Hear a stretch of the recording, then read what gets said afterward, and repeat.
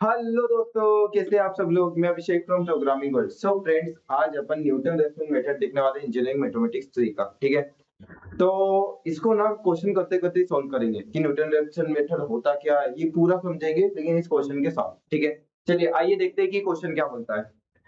ये होता है using Newton Raphson method find the real root. देखो, रियल रूट बोले या फाइंड द रूट बोले, बात है की है। ठीक है, यहाँ पर तो using Newton Raphson method find the real root of the equation. एक इक्वेशन दी है और उसके रियल रूट्स को फाइंड करना है। अरे आया कि नहीं आया समझ में। बट किसके थ्रू फाइंड करना है? न्यूटन रेफरेंस मेथड के थ्रू फाइंड करना है। अरे किसके थ्रू फाइंड करना है? न्यूटन रेफरेंस मेथड के थ्रू। ठीक है, और अप टू 3 डेसिमल प्लेसेस। देखो, क्वेश्चन में आपको 3 डेसिमल प्लेसेस बोल सकता है, 4 डेसिमल प्लेसेस बोल सकता है, 5 डेसिमल प्लेसेस बोल सकता है। ठीक है, तो उस अकॉर्डिंग आपको सॉल्व करना रहेगा। आया समझ में।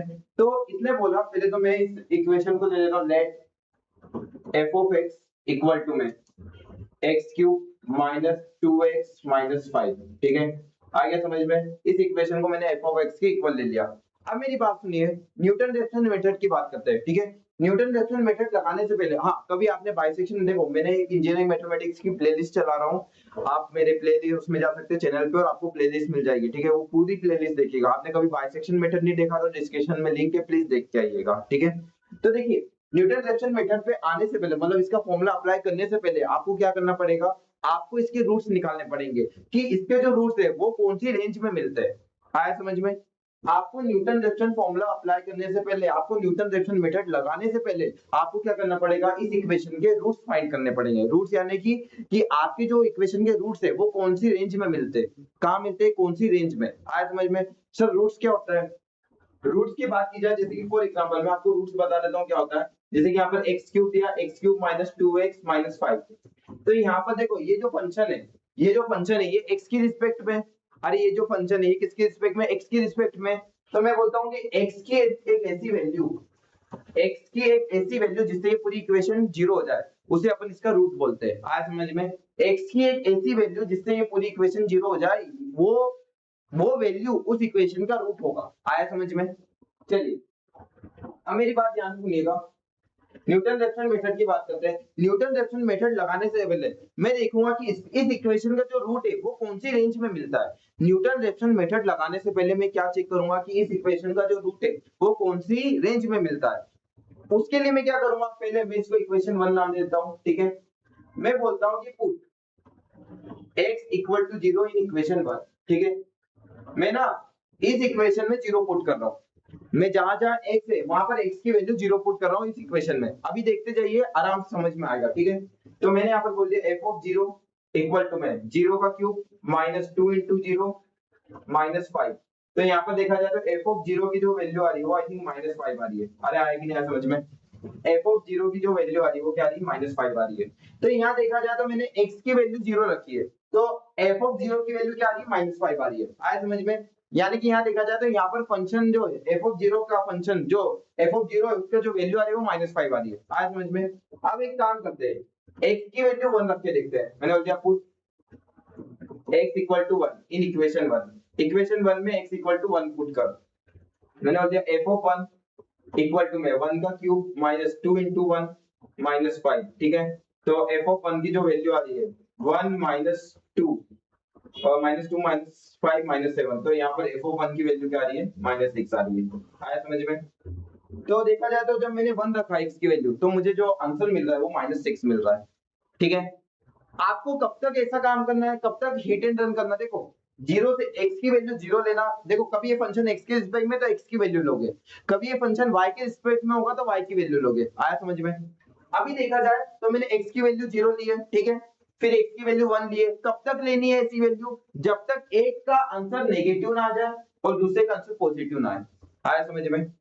कब तक x की ऐसी रैंडम वैल्यूज लेनी? 0 1 2 3, जब तक एक वैल्यू नेगेटिव ना आ जाए और दूसरी वैल्यू पॉजिटिव ना आए।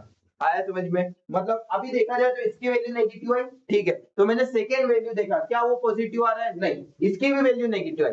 अब मैं थर्ड बार देखूंगा, x की वैल्यू 2 रख के देखता हूं कि क्या वैल्यू पॉजिटिव आएगी। कब तक ऐसे करके देखना है? जब तक एक वैल्यू नेगेटिव ना आ जाए और एक वैल्यू पॉजिटिव ना आए। क्यों करना है मैं बताऊंगा। ठीक है, तो मैंने बोल दिया x equal to 2 in equation 1। ठीक है, x इक्वल टू 2 पुट करते हैं। फॉर एग्जांपल मैंने यहाँ पर x की वैल्यू 2 ले ली है, तो यहाँ पर f ऑफ 2 देखा जाए 2 का क्यूब माइनस 2 इंटू में 2 माइनस 5 आया समझ में। मैं कैलकुलेटर ले लेता हूँ, आप लोगों के सामने कैलकुलेट करेंगे अपन, ठीक है। तो इसको ओपन कर देते हैं ताकि चलिए 2 का क्यूब 8 होता है 8 माइनस 4 माइनस 5 कितना हो गया -1 8 माइनस 4 माइनस 5 ठीक है। तो f ऑफ 2 की वैल्यू जो आ रही है वो क्या आ रही है -1 आ रही है। अरे आया कि नहीं समझ में। f ऑफ 2 की वैल्यू क्या आ रही है -1 आ रही है। आया कि नहीं समझ में। यानी कि यहाँ भी नेगेटिव है यहाँ भी नेगेटिव है। मैंने क्या बोला कब तक करना है जब तक एक वैल्यू नेगेटिव आएगी दूसरी वैल्यू पॉजिटिव ना जाए। तो अभी दूसरी वैल्यू पॉजिटिव आई क्या नहीं है, ठीक है। चलिए अब एक काम करते हैं x इक्वल टू 3 रख के देखते हैं। एक मिनट x इक्वल टू 3 रख के देखते हैं, ठीक है। मैंने बोला put x equal to 3 in equation 1। Equation 1 में x इक्वल टू 3 रख के देखता हूं मैं, ठीक है। तो यहाँ पर रख देते हैं f ऑफ 3 इक्वल टू में 3 का क्यूब माइनस 2 इंटू 3 माइनस 5, ठीक है। तो 3 का क्यूब क्या होता है 27 होता है माइनस 2 इंटू 3 यानी कि 6 माइनस 5 कितना हो गया 16 प्लस 16। तो f ऑफ 3 की जो वैल्यू आ रही है वो प्लस 16 आ रहा है। चलिए तो यहाँ देखा जाए तो यहाँ क्या समझ में आ रहा है, एक वैल्यू नेगेटिव आ रही है f ऑफ 2 मतलब आपने x की जगह 2 रखा तो एक वैल्यू नेगेटिव आ रही है, और जब x की जगह 3 रखा तो एक वैल्यू पॉजिटिव आ रही है। आया कि नहीं समझ में। अब देखा जाए तो इसको कभी मैं नंबर लाइन में प्लॉट करूं, है ना। कभी मैं इसको, ये आपने लिख लिया होगा, कभी मैं इस वैल्यू को नंबर लाइन में प्लॉट करूं तो देखा जाए तो देखो जब मैंने f ऑफ 2 यानी कि x की वैल्यू 2 रखा था तो मुझे जो आंसर मिला था वो -1 मिला था। आया समझ में। और जब मैंने x की वैल्यू 3 रखा था तो जो मुझे आंसर मिला था वो +16 मिला था। तो यहाँ पर क्या हो रहा है मेरी बात सुनिए, यहाँ पर देखा जाए तो f ऑफ 2 रखा, मेरी बात ध्यान से सुनना एक मिनट अच्छे से आना। हाँ जब मैंने f ऑफ 2 रखा तो -1 आया, और जब मैंने f ऑफ 3 रखा तो +16 आया। इसका मतलब क्या होता है कि बीच में एक ऐसी वैल्यू आपको मिलेगी जिससे ये पूरी इक्वेशन 0 हो जाएगी। क्यों? क्योंकि आप देखो ना नेगेटिव से पॉजिटिव की तरफ जा रहे हो, और नेगेटिव से पॉजिटिव की तरफ जाने के बीच में एक वैल्यू ऐसी आती है जहां पर पूरी इक्वेशन 0 हो जाएगी। क्योंकि नेगेटिव से पॉजिटिव की तरफ जाओगे तो बीच में एक वैल्यू ऐसी भी तो होगी जिससे आप 0 बन जाओगे, मतलब पूरी इक्वेशन 0 हो जाएगी। अरे आए कि ना समझ में। तो यहाँ देखा जाए तो इसलिए मैंने बोला कि आपको कब तक रैंडम वैल्यूज लेनी है जब तक एक वैल्यू नेगेटिव ना आ जाए और उसके बाद वाली वैल्यू पॉजिटिव ना आए। अच्छा कोई भी नेगेटिव वैल्यू नहीं लेनी है ना, पहली वैल्यू नेगेटिव आनी चाहिए दूसरी वैल्यू पॉजिटिव आनी चाहिए। अच्छा सपोज करो कि पहली वैल्यू पॉजिटिव है दूसरी नेगेटिव आई तो नहीं, ऐसा नहीं करना है। पहली वैल्यू कभी पॉजिटिव आ रही है और दूसरी नेगेटिव आ रही है तो भी आपको इस अकॉर्डिंग चलना है कि जब तक पहली वैल्यू नेगेटिव ना हो जाए दूसरी वैल्यू पॉजिटिव ना। जैसे कि पॉजिटिव आया फिर नेगेटिव फिर पॉजिटिव, तो वो नेगेटिव पॉजिटिव वाली लेनी है। आया समझ में। तो यहाँ देखा जाए तो देखो पहली वैल्यू क्या है, पहली वैल्यू नेगेटिव आनी चाहिए और दूसरी वैल्यू क्या आनी चाहिए पॉजिटिव आनी चाहिए। तो इसका मतलब क्या है कि आपका जो रूट है वो 2 से 3 के बीच में कहीं लाई करता है। अरे आगे समझ में, ये चीज क्लियर हुई। तो यहाँ देखा जाए तो मेरा जो रूट है वो 2 से 3 के बीच में लाई कर रहा है। अरे कहां से कहां के बीच में लाई कर रहा है 2 से 3 के बीच में लाई कर रहा है। अब यहाँ पर अपन न्यूटन रेफसन मेथड लगाएंगे, ठीक है। अब यहाँ पर क्या लगाएंगे न्यूटन रेफसन मेथड लगाएंगे। देखो मेरी बात सुनो, मैं लिख देता हूँ रूट लाइज बिटवीन 2 एंड 3, 2 और 3 के बीच में रूट्स लाई करता है। अब मेरी बात ध्यान से सुनना, ठीक है। ठीक है अब मेरी बात सुनिएगा, मैं क्या करता हूँ एक x0 लूंगा, क्या लूंगा x0, और x0 का देखो 2 से 3 के बीच में कोई भी लाई करता है, मैं 2 से 3 के बीच में कोई रैंडम नंबर पिक कर लूंगा, ठीक है। यानी कि 2.2 कर लो 2.3 कर लो 2.5 कर लो, आप कोई भी रैंडम नंबर पिक कर सकते हो। आया समझ में। तो मेरी बात सुनिएगा, मैंने यहाँ पर क्या किया मैंने 2.5 ले लिया, मेरा जो रूट है वो 2 से 3 के बीच में मिल रहा है तो मैंने यहाँ 2.5 ले लिया। अरे आया कि नहीं आया समझ में, ठीक है। तो मेरी बात ध्यान से सुनिएगा, मैंने क्या किया 2.5 ले लिया कि मैंने एक रैंडम वैल्यू ली है और वो वैल्यू है 2.5। मैंने बोल दिया x equal to 0 sorry x0 equal to क्या है 2.5 है, एक रैंडम वैल्यू, आप जो लेना चाहो वो ले सकते हो। अरे आगे समझ में। अब मेरी बात ध्यान से सुनिएगा, यहाँ पर न्यूटन रेफसन मेथड का देख लेते हैं कि न्यूटन रेफसन मेथड क्या बोलती है। मैं इसका फॉर्मूला बता देता हूँ, है ना। तो ये फॉर्मूला यहाँ लिख देता हूँ न्यूटन रेफसन मेथड का। तो न्यूटन रेफसन मेथड का जो फॉर्मूला होता है, ठीक है, वो x n plus 1 equal to में xn इक्वल टू में f ऑफ xn अपॉन में f डैश xn, ठीक है। तो मेरी बात सुनिएगा, न्यूटन रेफसन मेथड का जो फॉर्मूला होता है वो क्या होता है, एक्स एन माइनस है ना,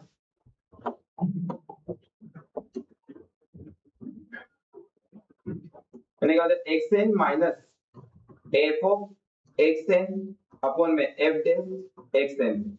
आ गया समझ में? अब मेरी बात सुनिएगा, न्यूटन रेफसन मेथड का क्या फॉर्मूला है, एफ एक्स की x n plus one equal to में x n minus f of x n upon में एफ डैश एक्स एन। आया समझ में? अब मेरी बात ध्यान से सुनिएगा यहाँ पर, तो मुझे इसका डिफरेंशिएशन भी चाहिए रहेगा इस फंक्शन का, है ना। देखो ना इसमें डिफरेंशिएशन दिया है, इसका मतलब डिफरेंशिएशन होता है, तो मुझे इस फंक्शन का डिफरेंशिएशन भी चाहिए रहेगा। तो पहले इस इक्वेशन को मैं डिफरेंशिएट कर लेता हूं, है ना। तो मैं बोल देता हूं डिफरेंशिएट इक्वेशन। डिफरेंशिएट क्यों कर रहा हूं, क्योंकि मुझे फॉर्मूले की रिक्वायरमेंट है, मेरा फॉर्मूले की रिक्वायरमेंट है डिफरेंशिएशन, इसलिए। ठीक है, तो differentiate equation 1 with respect to x, x के रिस्पेक्ट में इस फंक्शन को डिफरेंशिएट कर दो। ठीक है, तो यहाँ पर देखो dy by dx of fx,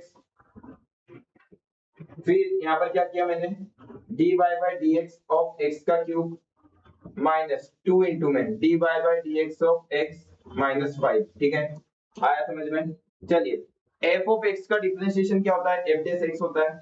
ठीक है, इक्वल टू में x का क्यूब यानी कि x की पावर n वाला फॉर्मूला लगता है, तो इसका क्या होता है nx n माइनस 1।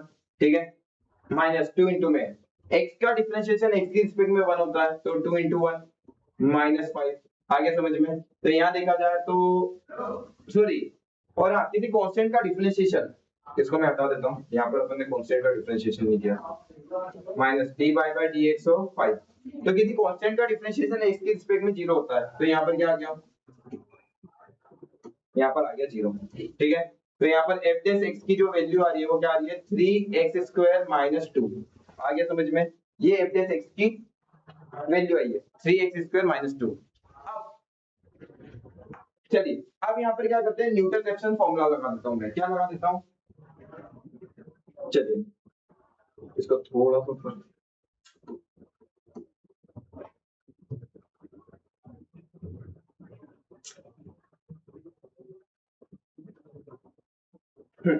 चलिए अब अपन क्या करते हैं, न्यूटन रेफसन फॉर्मूला। ठीक है, बाय यूजिंग एनआर फॉर्मूला, क्या लिख देता हूं मैं, एनआर, आप लोग लिख लीजिएगा न्यूटन रेफसन। ठीक है, बाय यूजिंग एनआर फॉर्मूला।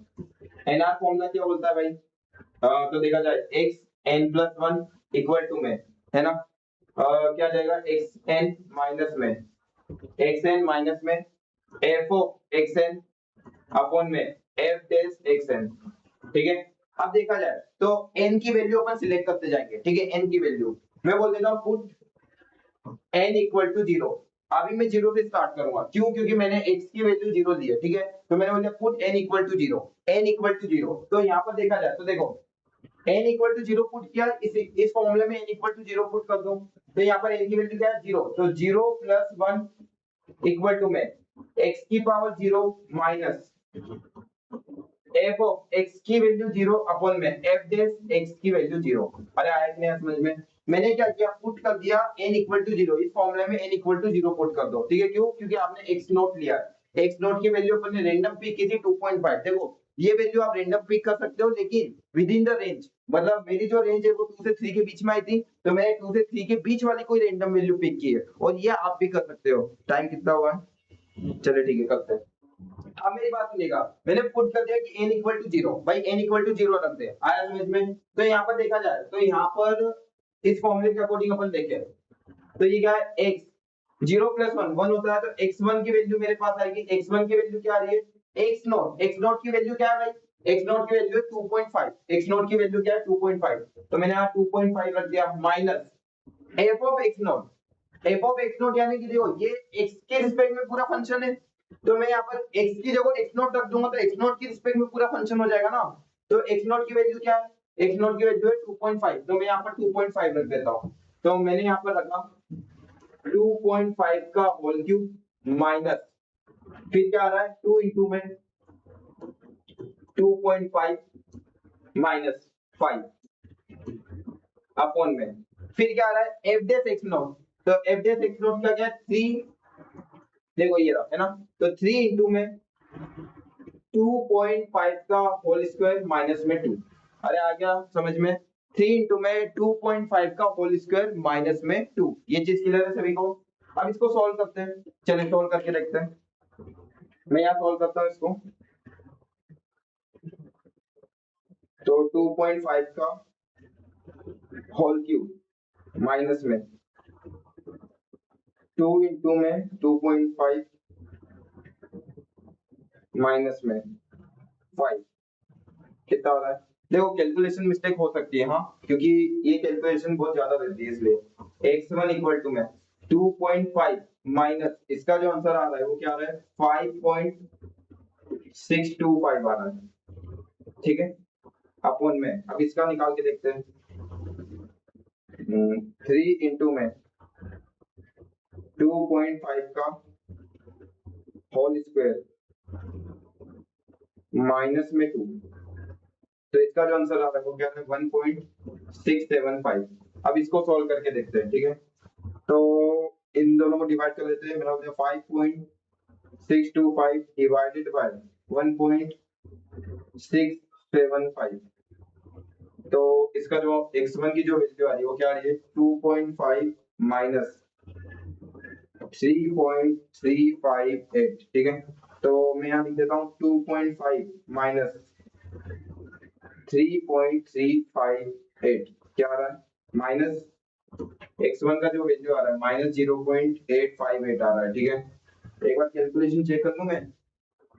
तो x1 का जो वैल्यू आएगा वो क्या आएगा माइनस 3 पॉइंट 2 प्लस 3 नहीं नहीं, एक मिनट, मैं कैलकुलेशन एक मिनट चेक कर रहा हूँ, ठीक है। Checking the calculation. तो x1 का जो है पॉजिटिव में आना चाहिए इसका वैल्यू, ठीक है, पॉजिटिव में आना चाहिए कि नेगेटिव में। x नॉट क्या है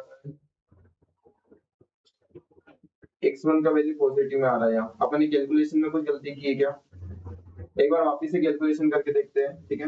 मैं वापस से करके देखता हूँ।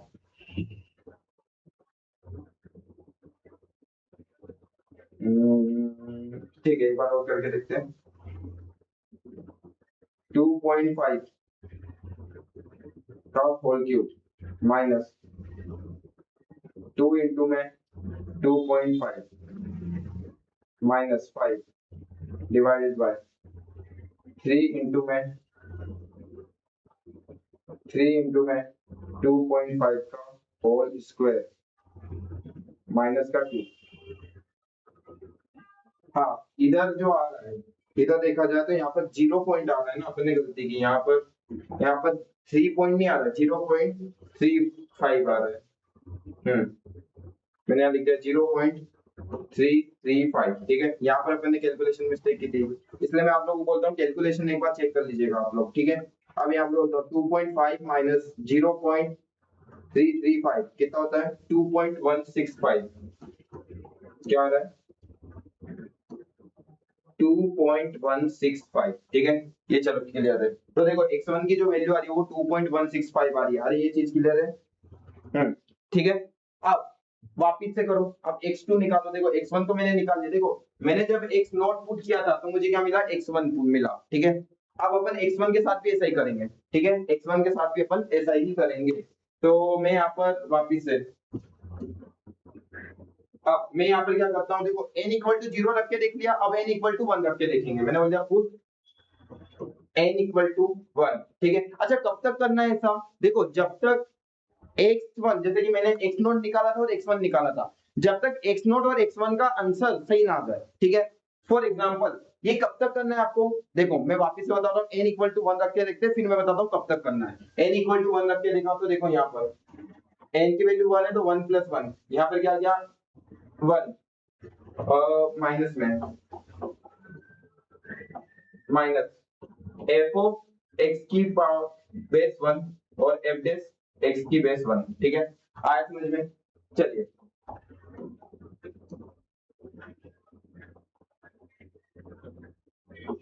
अब मेरी बात ध्यान से सुनिएगा, ध्यान से, है ना। यहाँ पर x2 1 प्लस 1 2 होता है। अब यहाँ पर क्या करना है, x की वैल्यू 1 रखनी है। x की वैल्यू 1 कितनी है कि 2.165 आया था, 2.165 माइनस एफ ऑफ एक्स की बेस 1, यानी कि अब यहाँ पर एक्स नॉट की वैल्यू नहीं रखनी है, अब यहाँ पर क्या रखना है, x1 रखना है। ठीक है, तो x1 रख के देखते हैं। तो मैंने बोल दिया x1 की वैल्यू क्या है मेरे पास, 2.165 है ना। तो मैंने यहाँ रख दिया 2.165 का होल क्यूब माइनस 2 इंटू में 2.165 माइनस का 5। ठीक है, आगे समझ में, अपॉन में एफ डेस x1, तो एफ डेस x1 ये रहा, तो 3 इंटू में 2.165 का होल स्क्वायर माइनस 2। ठीक है, चलिए इसको सॉल्व करके देखते हैं, इसको सॉल्व करके देखते हैं। तो मैं इस पूरी को सॉल्व करता हूँ, है ना। 2.165 का होल क्यूब माइनस में 2 इंटू में 2.165 माइनस में 5 डिवाइडेड बाय 3 इंटू में 2.165 का होल स्क्वायर माइनस में 2। तो इसका जो आंसर आ रहा है, इसका आंसर आ रहा है x2 इक्वल टू में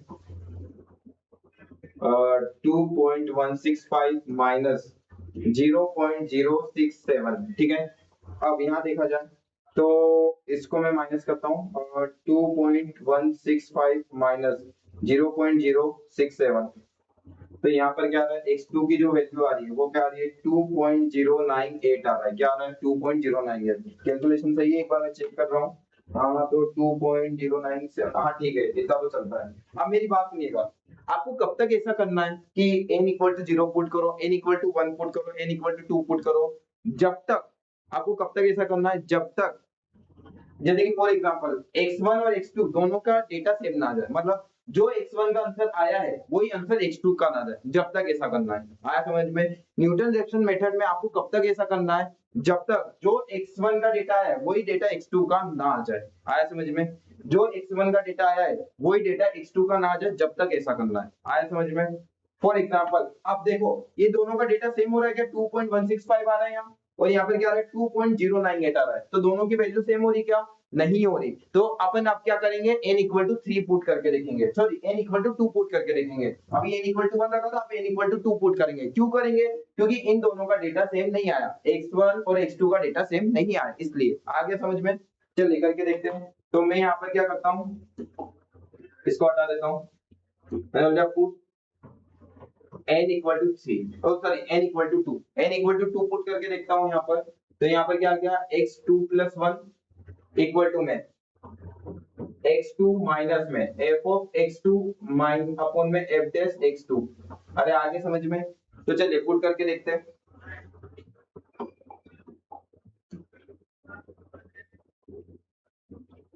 एक मिनट, हाँ चलिए, तो x2 की वैल्यू मैं पुट करके देखता हूँ। तो यहाँ पर x3 कितना आएगा मेरे पास, x3 दिखा है, तो x2 की वैल्यू क्या है, 2.098 माइनस, फिर वही, अब यहाँ पर जहां पर x1 रखा था अब x2 रख दो।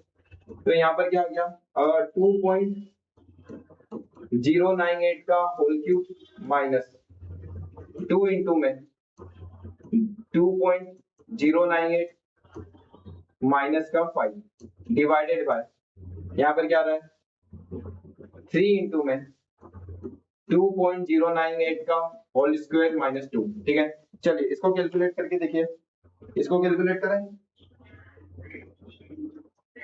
2.098 का होल क्यूब माइनस में 2 इंटू में 2.098 माइनस का 5 डिवाइडेड बाय 3 इंटू में 2.098 का होल स्क्वायर माइनस 2, अरे माइनस 2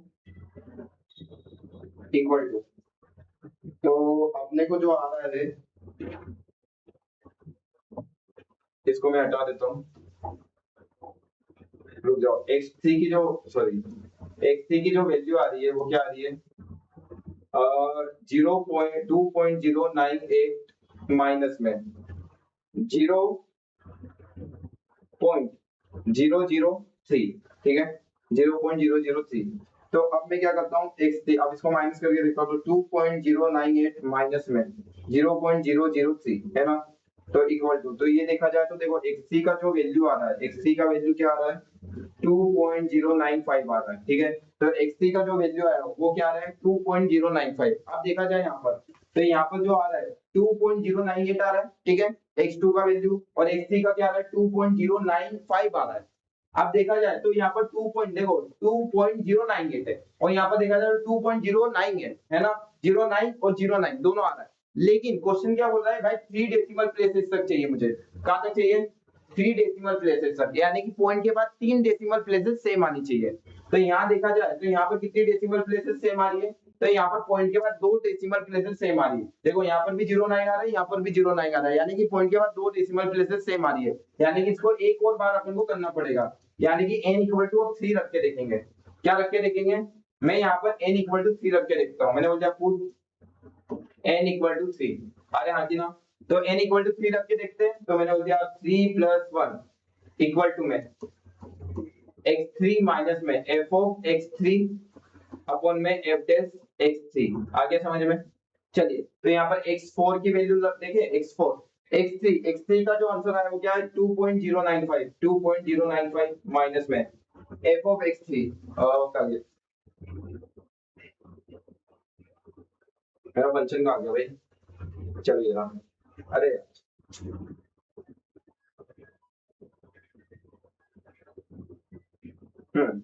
तो क्या है, हाँ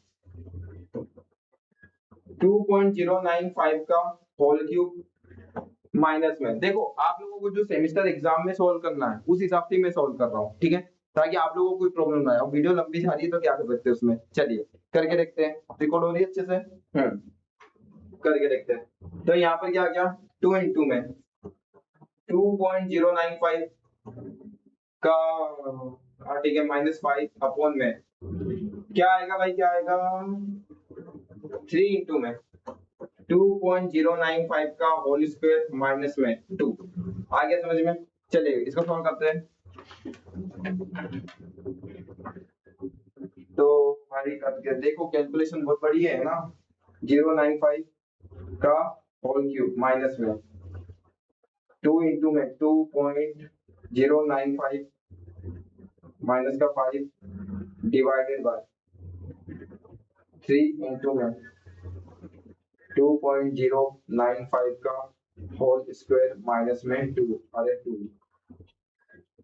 तो यहाँ पर जो आंसर आ रहा है वो आ रहा है x4 के लिए, जो आ रहा है क्या आ रहा है 2.095 माइनस में 0.0004, अरे हाँ कि ना, ठीक है। तो आप इसको कभी सॉल्व करें तो मैं बोल देता हूँ 2.095 माइनस में 0.0004, तो देखा जाए तो मुझे क्या मिल रहा है, ऐसा ही कुछ मिलना चाहिए, सेम आना चाहिए 2.095 माइनस में 0.0004 09694, ठीक है, x4 इक्वल टू में ओके कभी 3 डेसिमल प्लेसेस तक बात की जाए, मेरी बात सुनना ध्यान से, कभी 3 डेसिमल, मैं पॉइंट के बाद 3 डेसिमल प्लेसेस लेता हूँ, ठीक है, कभी यहाँ पर वैसे भी पॉइंट के बाद हमने 3 डेसिमल प्लेसेस का है, तो कभी इसको देखा जाए तो यहाँ पर जो आ रहा है 2.095 भी आ रहा है, अरे हाँ कि ना, 2.095 को माइनस करोगे 0.000 से, तो मुझे जो आंसर मिलेगा वो क्या मिलेगा 2.095 ही मिलेगा, अरे आया कि नहीं आया समझ में। तो यहाँ देखा जाए तो x3 का डेटा क्या रहा है 2.095 आ रहा है, x4 का डेटा भी क्या रहा है 2.095 आ रहा है, तो जो मेरा रिक्वायर्ड रूट है वो कौन है 2.095। अच्छा 095 यानी पॉइंट के बाद 3 डेसिमल प्लेसेस क्यों लिया, क्योंकि अपने क्वेश्चन में कहा था कि अप टू 3 डेसिमल प्लेसेस, कभी वो अप टू 4 डेसिमल प्लेसेस का है तो आपको 4 डेसिमल प्लेसेस तक लेना है, तो आपका जो रिक्वायर्ड रूट है वो आ गया। और आई होप आपको न्यूटन रेफसन मेथड भी समझ में आई होगी। इसका बेस एक और क्वेश्चन करेंगे, अभी एक और क्वेश्चन करेंगे अपन, मेरी बात ध्यान सुनिएगा। तो जो अपना रिक्वायर्ड रूट है, रिक्वायर्ड रूट इज, जो रिक्वायर्ड रूट है वो क्या है 2.095 है, अरे आ गया समझ में। जो मेरा रूट है वो कौन है 2.095 है, क्यों है, क्योंकि देखो ना x3 में मैंने x3 का आंसर क्या है 2.095, x4 का भी क्या है 2.095। न्यूटन रेफसन मेथड यही बोलता है कि आप n की वैल्यू सिलेक्ट करते जाओ 1 2 0 1 2 3, जब तक कब तक करनी सिलेक्ट n की वैल्यू, जब तक आंसर सेम ना आ जाए। तो आई होप ये मेथड का प्रोसीजर आपको समझ में आएगा। अब एक और क्वेश्चन करते हैं और ये क्वेश्चन डायरेक्ट करेंगे। अपन ने अभी से प्रोसीजर समझा है कि इसको कैसे सॉल्व किया जाता है। अब एक क्वेश्चन और सॉल्व करके देखते हैं इस पे बेस, ठीक है। तो मैं आ जाता हूँ एक और क्वेश्चन पे। ये रहा वो क्वेश्चन, इसको सॉल्व करके देखते हैं न्यूटन रेफसन मेथड से, ठीक है। अब सबसे पहले क्या करना है, पहले तो इसको इक्वेशन बना लेता हूं प्रॉपर। तो मैंने लिया f of x equal to में 3x minus cos x minus 1 equal to 0, ठीक है। इधर प्लस में था, इधर ले गया तो माइनस में आ गया, ठीक है। आ गया समझ में। अब x की रैंडम वैल्यू लेते जाओ। फॉर एग्जांपल इसको इक्वेशन 1 नाम दे दिया, ठीक है। पुट, कितना टाइम है, चलो थोड़ा सा टाइम है अपने पास। x equal to 0 in equation 1। Equation 1 में x की वैल्यू 0 रखो भाई। तो मैंने रख दिया x 0 इक्वल टू में 3 इंटू में 0 माइनस cos 0 माइनस 1, ठीक है। आगे समझ में, तो रख के देखते हैं। 0 माइनस cos 0 माइनस 1, क्या रहा माइनस 2। तो f ऑफ 0 की वैल्यू जो आ रही है वो माइनस 2 आ रही है। अरे आया समझ में। अब एक काम करते हैं, put x equal to 1 in equation 1। Equation 1 में x की वैल्यू 1 रख के देखो। तो चलिए करके देखते हैं। कब तक करना है, जब तक एक नेगेटिव ना आ जाए और एक पॉजिटिव ना आ जाए। आया समझ में, क्योंकि आपके जो रूट्स है उसके बीच में कहीं मिलेंगे। आ गया समझ में। अब मैंने क्या किया, f ऑफ 1 रखा, ठीक है। तो यहाँ पर क्या आ गया 3 इंटू में 1 माइनस में cos 1 माइनस में 1, ठीक है। तो यहाँ पर देखा जाए तो 3 इंटू में 1 माइनस में cos 1 माइनस में 1। तो यहाँ देखा जाए तो यहाँ पर आता है f ऑफ 1 की वैल्यू 1। तो देखो f ऑफ 0 की वैल्यू पे माइनस 2 आ रहा है और f ऑफ 1 की वैल्यू पे क्या आ रहा है 1 आ रहा है। यानी कि देखा जाए तो ये जो इक्वेशन है, ये जो रूट्स है, जीरो नेगेटिव से पॉजिटिव की तरफ जा रहा है। मतलब जब f ऑफ 0 रखूंगा तो माइनस 2 आ रहा है और f ऑफ 1 रखूंगा तो प्लस 1 आ रहा है। यानी कि यहाँ पर देखा जाए तो बीच में कोई एक ऐसा पॉइंट मिलेगा जिससे मेरी पूरी इक्वेशन 0 हो जाएगी। बीच में कोई एक ऐसा पॉइंट मिलेगा जिससे मेरी पूरी इक्वेशन क्या हो जाएगी, 0 हो जाएगी। और वही पॉइंट अपने को चाहिए। तो चलिए लगा के देखते हैं। मैंने बोला कि रूट्स रूट्स किसके बीच में लाई कर रहे हैं, रूट्स लाइज बिटवीन 0 एंड 1, ठीक है। 0 और 1 के बीच में रूट्स लाई कर रहे हैं। अच्छा इस इक्वेशन को डिफरेंशिएट कर लेता हूं मैं, क्योंकि f डैश x की भी जरूरत पड़ेगी मेरे को। तो मैं बोल देता हूं differentiate equation 1 with respect to x। आ गया समझ में। x के रिस्पेक्ट में इक्वेशन 1 को डिफरेंशिएट करो। तो यहां पर आएगा dy by dx of f of x equal to में 3 इंटू में dy by dx of x minus में dy by dx of cos x minus में dy by dx ऑफ 1, ठीक है। चलिए करके देखते हैं सॉल्व। तो f of x का डिफरेंशिएशन क्या होगा, f डैश x होगा। x का डिफरेंशिएशन x के रिस्पेक्ट में 1 होता है तो 3 इंटू 1 आ गया, माइनस cos x का डिफरेंशिएशन x के रिस्पेक्ट में sin x होता है, माइनस sin x होता है। तो यहाँ माइनस sin x आ गया। और किसी कांस्टेंट का डिफरेंशिएशन x के रिस्पेक्ट में 0 होता है तो यहाँ माइनस 0 आ गया। यानी कि f डैश x जो आ रहा है मेरे पास वो क्या आ रहा है 3 plus sin x, 3 plus sin x आ रहा है। आ रहा है कि नहीं समझ में, क्योंकि माइनस माइनस कैंसिल हो गए।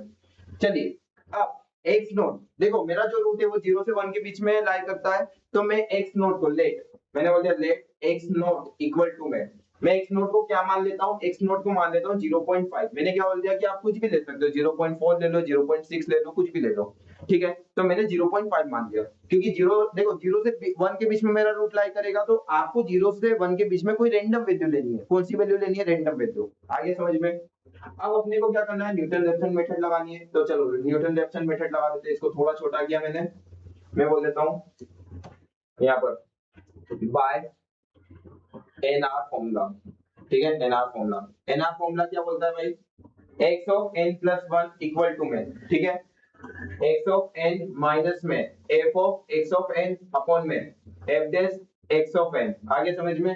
अब मैं क्या बोलता हूँ, put n equal to 0, n equal to 0 रख भाई। क्या रख, n इक्वल टू 0, ठीक है। तो चलिए यहाँ पर क्या गया 0 प्लस 1 इक्वल टू में x ऑफ 0 माइनस में f of x of 0 upon में x ऑफ f डैश 0, ठीक है। अब मेरी बात ध्यान से सुनना, यहाँ पर x1 की जो वैल्यू आएगी वो क्या आएगी, x ऑफ जीरो का वैल्यू क्या आ रहा है, x ऑफ जीरो की वैल्यू अपन ने क्या मानी थी, x ऑफ जीरो की वैल्यू 0.5 मानी, तो यहाँ पर 0.5 माइनस में f of x of zero यानी कि वहां पर रखो, तो यहाँ पर रखना है इक्वेशन 1 में, ठीक है। तो मैं रख देता हूँ यहाँ, तो 3 इंटू में 0.5 माइनस में कोस ऑफ 0.5 माइनस 1 अपॉन में यहाँ पर क्या गया 3 प्लस साइन ऑफ 0.5, ठीक है। चलिए करके देखते हैं, यहाँ पर करके देखते हैं भाई। तो चलो सॉल्व करते हैं, मतलब 3 इंटू में 0.5 माइनस कोस ऑफ 0.5 माइनस 1 और divided by 3 plus sine of 0.5 equal to, तो इसका जो आंसर आ रहा है वो क्या आ रहा है,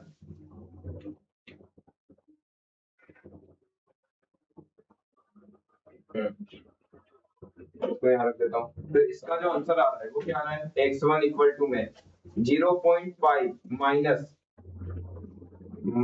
0.166, आगे समझ में। और हाँ ठीक है। अच्छा, इसका कभी क्वेश्चन देखा जाए तो इसके क्वेश्चन में ऐसा कुछ नहीं बोला कि 3 डेसिमल प्लेसेस तक चाहिए या 2 डेसिमल प्लेसेस तक चाहिए। इसके क्वेश्चन में ये कभी नहीं बोला है कि 3 डेसिमल प्लेसेस या 2 डेसिमल प्लेसेस, यानी कि कभी 2 डेसिमल प्लेसेस तक भी मुझे सेम आंसर मिल रहा है तो मैं 2 डेसिमल प्लेसेस तक सोल्व कर लूंगा, ठीक है। चलिए, तो मैंने यहाँ पर क्या किया, यहाँ पर करता हूँ 0.5, अब ये माइनस माइनस प्लस हो जाएगा तो प्लस 0.166, तो यहाँ पर क्या आ रहा है, जो आंसर आ रहा है x1 का वो क्या आ रहा है 0.666 आ रहा है। अब देखा जाए तो ये क्या है, अपने क्या लिया था 0.5 लिया था और ये 0.66 आ रहा है, तो ये तो नहीं है अपना रूट, है ना। चलिए, तो आप क्या करते हैं, n की वैल्यू 1 रख के देखते हैं। मैंने बोला n equal to 2 sorry n equal to 1 put कर भाई, n इक्वल टू 1, तो यहाँ पर क्या हुआ 1 प्लस 1 कितना होता है x ऑफ 1 माइनस में f of x of 1 upon में f डैश x ऑफ 1, तो यहाँ पर x2 की वैल्यू जो आ रही है x ऑफ 1 का क्या है 0.666 माइनस में f सॉरी, अब यहाँ पर क्या है 3 इंटू में 0.666 माइनस में cos 0.666 minus 1 divided by 3 plus में साइन ऑफ 0.666, तो चलिए करके देखें। तो इसको सॉल्व करता हूँ भाई, 3 इंटू में 0.666 माइनस में cos of 0.666 minus 1 divided by 3 plus में साइन ऑफ 0.666, तो इसका जो आंसर आ रहा है भैया क्या आ रहा है x2 इक्वल टू में 0.666 माइनस में 0.000, ठीक है। तो कभी इसको सॉल्व करेंगे तो x2 का डेटा क्या आ जाएगा 0.666 से आएगा। तो यहाँ देखा जाए तो x1 और x2 का डेटा सेम हो रहा है, इसका मतलब जो रिक्वायर्ड रूट है वो यही है, तो मैं बोल देता हूँ रिक्वायर्ड रूट इज 0.666। तो आई होप आपको न्यूटन रेफसन मेथड समझ में आई होगी, ठीक है। आने वाले लेक्चर्स में अपन कुछ और मेथड्स के बारे में डिस्कस करेंगे, और कभी वीडियो अच्छी लगे तो प्लीज लाइक करें, सब्सक्राइब करें, शेयर करें। Thank you.